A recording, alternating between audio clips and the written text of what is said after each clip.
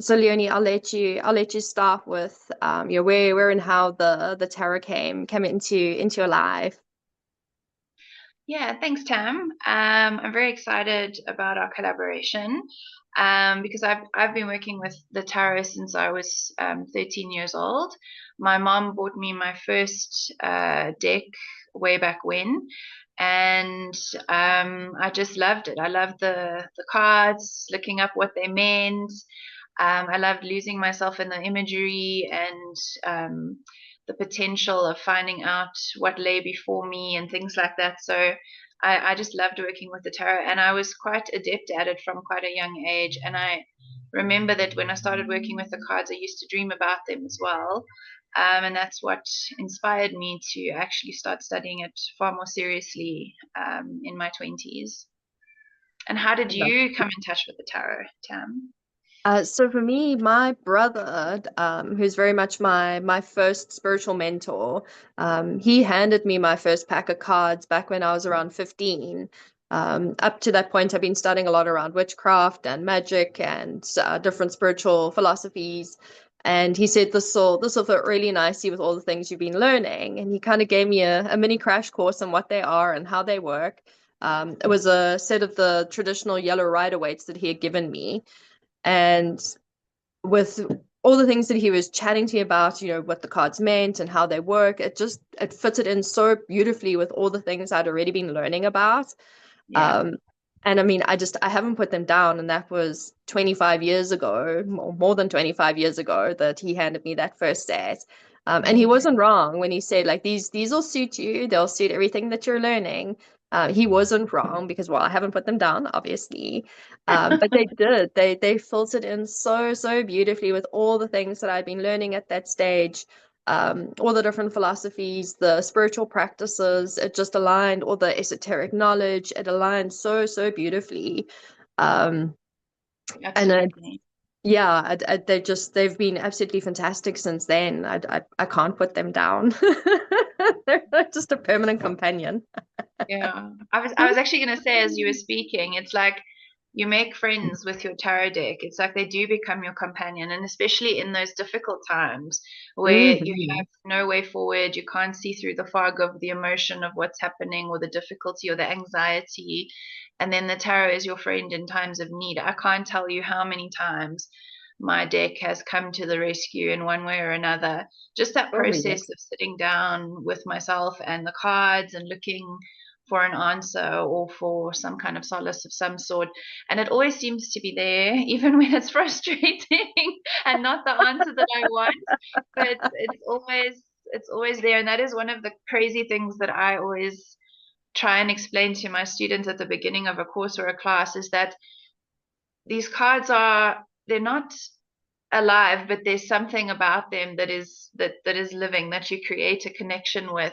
And I do Yeah. think it's the absolute centuries and centuries of knowledge and experience and mysticism that they've absorbed as they've traveled around the world through time. And I know each deck that we get is brand new, it's untouched when you open it, but I think it has its own form of genetic memory, to sound slightly woo woo, that it remembers, being in the different places and learning all those things. I really do think that that is something. And then obviously, working with your own deck, you get that relationship with them. And that's why it can be so meaningful. Absolutely. Yeah, the relationship with the cards, it's something that I think it just forms naturally. It's almost like the different sets take on kind of like a little personality of their own. Like I've got certain sets that I'll use for days where I don't need to be told what I should be doing, where they're a little bit nicer. And then there's the Yeah, others where I'm like, yeah, I just need to be told, how to sort my shit out. This is the exactly. set that's gonna do it. Oh, that's so true. I work with the Rider Waite's all the time because I love that deck, and we obviously teach from there. Mhm. But I have my own decks as well. I've got so many. I actually have a bookshelf full of different decks for different things. But I always Mhm. end up gravitating back to the Rider Waite Smith deck because I think the archetypal imagery is so strong, and the healing on offer in that deck from an unconscious perspective is so powerful. But I still have my first deck, the Phantasmagoria by Ian Daniels, which was all gothic and vampire and, tragic and intense, like I was in my teens. I still have that one, and sometimes I use that one for private readings because I don't know the ins and outs of the imagery as well as, when the deck that I teach from. So it Yeah. allows a little bit of sort of spontaneity sometimes as well. Yeah. Do you remember your first deck? So I mean, there's your the special one. Yeah, so the very first deck that I bought myself was the Dragon Tarot deck.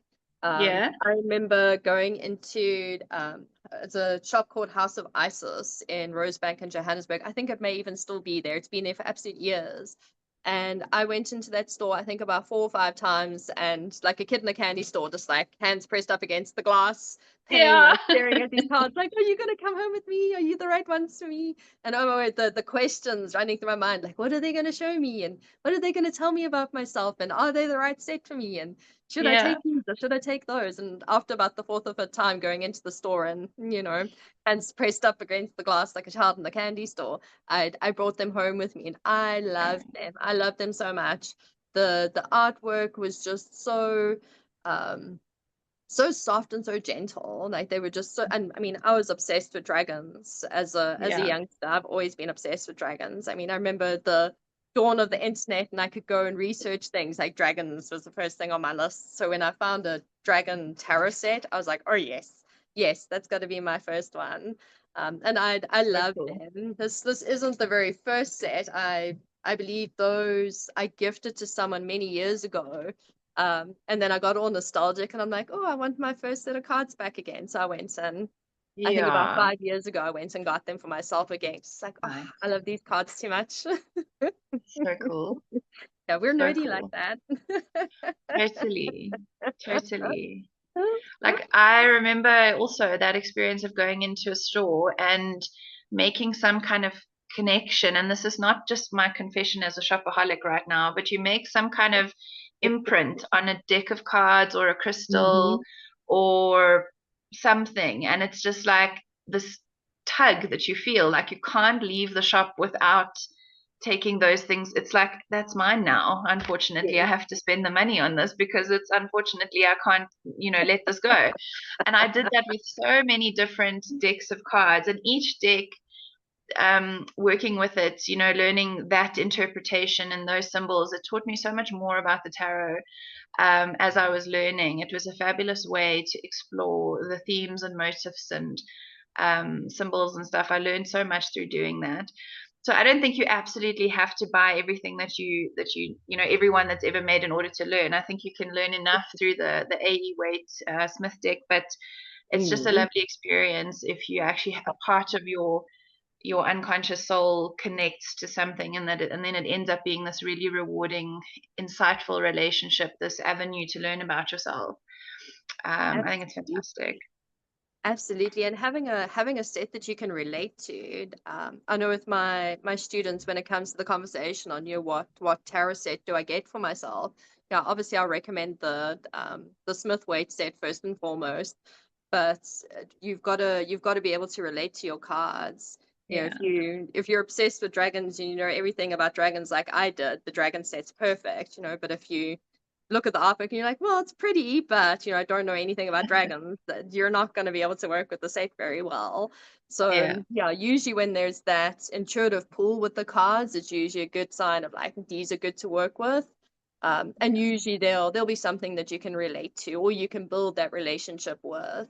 But yeah, relational cards is important. Um, Yeah. I mean, I've got I think over 50 sets now because I teach, not because I have a problem. Yeah, no, it's not a problem when it's tarot decks. It's not a Yes. problem. No, It's a because we requirement. yes, it's part of the professional realm. A lot of them I purchase because I'm like, oh, I love this artwork, but do I read with them? No, because I don't relate to them. They're pretty to look at, they're just Yeah, hoarded into my collection in all honesty. And yeah, it's okay to have those sets where it's like, oh, I really love the artwork on the set to have a set for appreciation, but to have a set that you're gonna like work with and use as a guide and a companion, that relational side of it is so important. And having Yeah. that relationship with them, yeah, absolutely.